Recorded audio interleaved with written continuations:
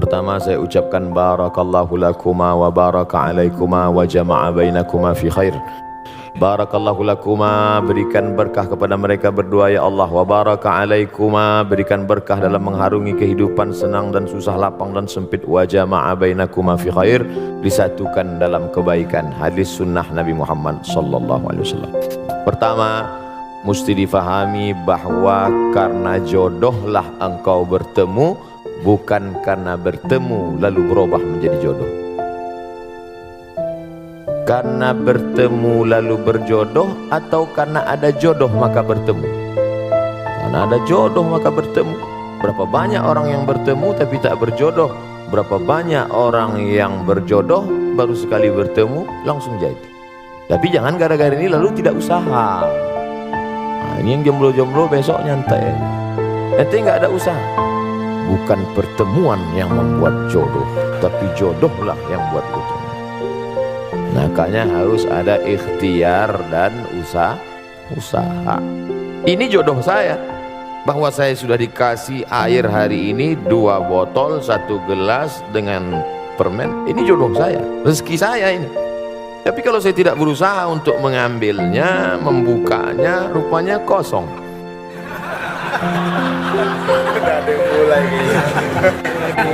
Harus ada ikhtiar.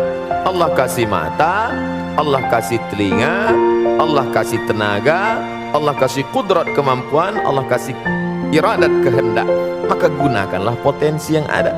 Maka pahamilah wahai saudaraku, bahwa kalian dipertemukan oleh Allah Subhanahu wa ta'ala. Ini banyak orang sekarang salah jawab. Mas, ya, itu istrinya? Iya. Ketemu di mana? Salah sambung. Maka sejak hari ini katakanlah, aku tak pernah mencari dia, dia tak pernah mencari aku. Allah yang sudah mempertemukan kami. Gitu, walaupun udah tua nggak apa-apa.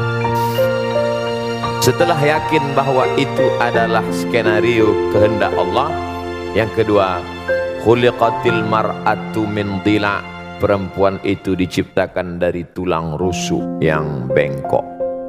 Wajuha a'laha, tulang rusuk yang paling bengkok, yang paling atas. Tulang rusuk yang paling bengkok, yang paling atas. Idza akhazta aqamtaha kasartaha, kalau kau paksa harus lurus, dia patah. Perempuan ini tulang rusuk yang bengkok. Kalau kau paksa lurus, patah dia. Tapi kalau kau ikut, kau jadi bengkok. Kan susah itu. Kalau diluruskan, patah dia. Kenapa nggak pakai jilbab? Patah dia.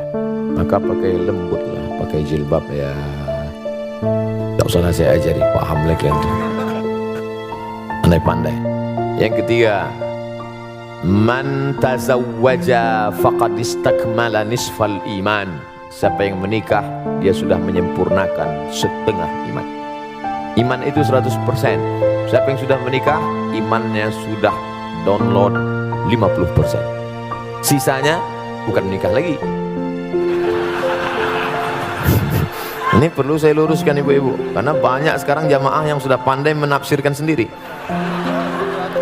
Sisanya falyattaqillaha fin nisfil baqi, takwa kepada Allah. Setakwa-takwanya anak lajang pemuda jomblo yang belum menikah, imannya baru 50. Sempurnakan dengan menikah. Sebaliknya yang sudah menikah walaupun tidak takwa sudah 50. Tinggal takwa sedikit aja lagi. Oleh sebab itu maka bersyukur kita, sahabat-sahabat kita, mudah-mudahan yang belum berjodoh ditemukan Allah jodoh. Yang bilang amin yang belum nikah aja.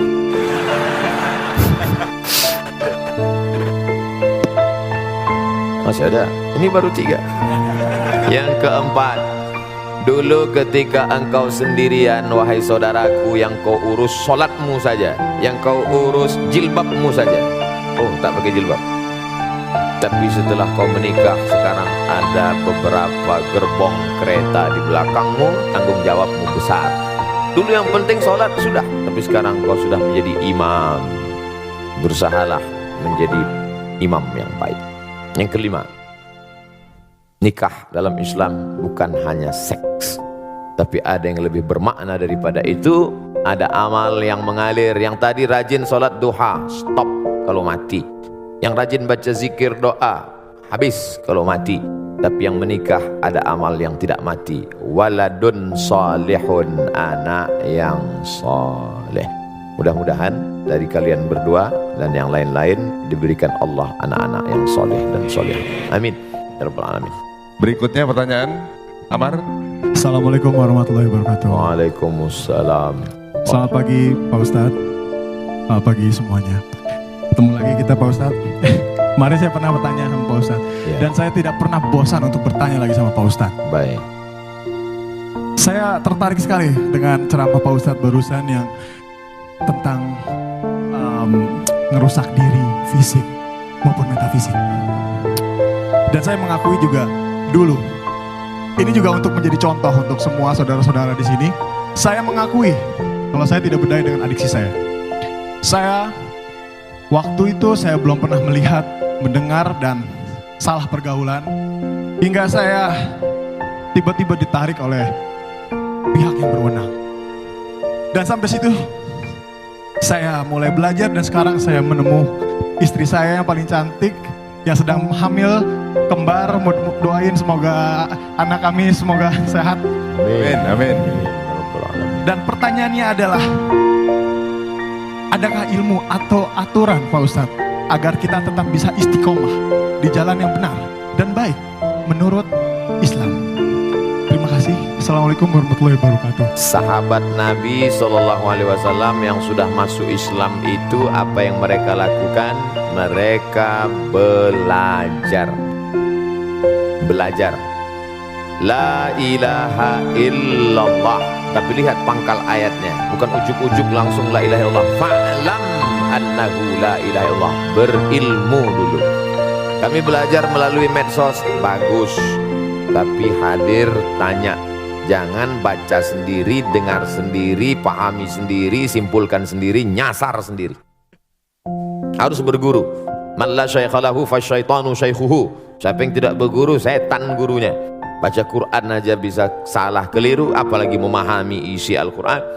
Oleh sebab itu yang pertama belajar. Yang kedua komunitas. Karena kita amat sangat berpengaruh terhadap lingkungan kita. Kalau punya grup yang mengingatkan kita baca Quran sudah berapa juz. Kalau punya komunitas yang ngajak kita kepada sholat berjamaah. Kalau kira-kira keberadaan kita di komunitas itu tidak mendukung iman kita, keluar. Kalau saya keluar dari komunitas ini, lantas siapa yang berdakwah Pak Ustadz? Antum berada di situ mempengaruhi atau dipengaruhi? Jangan-jangan antum hanya tukang pancing yang dilarikan ikan, menyangka akan bisa memancing ikan, rupanya ikan yang tertangkap ikan paus. Oleh sebab itu maka yakinkan diri kuat. Setelah kuat bisa, baru ada periode Makkah, tapi ada periode Madinah Al-Munawwarah.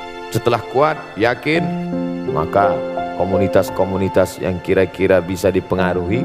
Tapi kalau tidak, komunitas yang menguatkan iman kita. Yang ketiga, pentingnya menerima nasihat bukan hanya dari telinga, ceramah, khutbah, seminar, pengajian, tausiah, tapi nasihat mata yang tidak bersuara, tak berbunyi. Wa kafa bil mauti wa'iza. Cukuplah kematian sebagai nasihat. Makanya kalau ada orang meninggal, datang, syukur-syukur bisa ikut gali kuburnya, ikut masuk ke dalam. Man syahidal jaza janazata, siapa yang menyaksikan jenazah hatta tusalla alaiha, sampai solat jenazah, dapat pahala balasan qirat, 1 qirat. Wa man syahidal janazata hatta tudfan, siapa yang menyaksikan solat jenazah ikut sampai ke pemakaman, lahu qiratan, dapat 2 qirat. Sahabat bertanya, wa mal qiratan ya Rasulullah, apa 2 qirat itu wahai Rasulullah? Rasulullah menjawab, mithlul jabalainil azimaini, seperti 2 gunung bukit yang pahala besar. Apa hikmah di balik itu? Melihat nasihat dengan mata. Kalau dilaksanakan ini, insya Allah masuk yang keempat. Jangan lupa mohon doa. Makanya selesai pertemuan berdoa. Selesai, Ustadz doakan saya, doakan juga saya. Ustadz mohon doanya, doakan juga saya. Saya tak pernah berhenti mengucapkan itu, karena kita tak tahu entah dari mulut yang mana doa itu menembus pintu-pintu langit. Boleh jadi kita merasa kita hebat, kita berilmu, tapi hati kita kotor, ada dia yang bukan ustadz, bukan siapa-siapa, baru saja tobat, bersih hatinya sebersih-bersihnya, lalu dari hati itu terpancar doa, dari doa itulah dikabulkan Allah. Makanya selalu saya katakan, doakan Ustadz Abdul Somad, doa dalam keadaan mati husnul khatimah. Jangan sekarang, kita masih ada jadwal lagi.